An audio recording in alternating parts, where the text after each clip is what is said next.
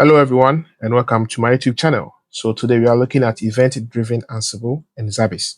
So Zabbix is a famous monitoring server which is used to monitor our infrastructure. And then we have Ansible, which is more of an automation framework or automation tool which is used to configure, provision, and also fetch um, configuration of fetch facts from our network devices.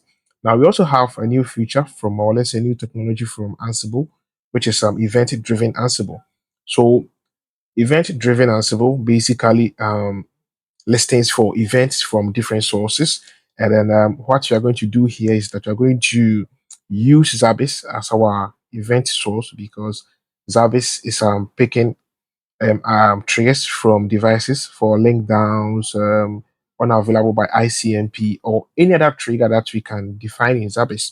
We are going to make it as an event source, and based on that trigger, we are going to send a payload to our event-driven Ansible, which will be listening for sources from the Zabbix server.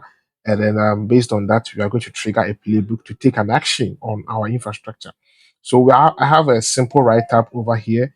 So from now on, I've decided to put everything in version control so that I can edit it and add more information and share it with the community.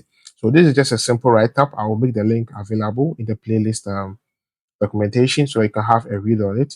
So basically, this is what we are going to do. So we will first look at our core infrastructure, which is an MPLS infrastructure, and I think we have it here. Or let me open it from here. So this is our core infrastructure. In my next video, we are going to see how our infrastructure is designed.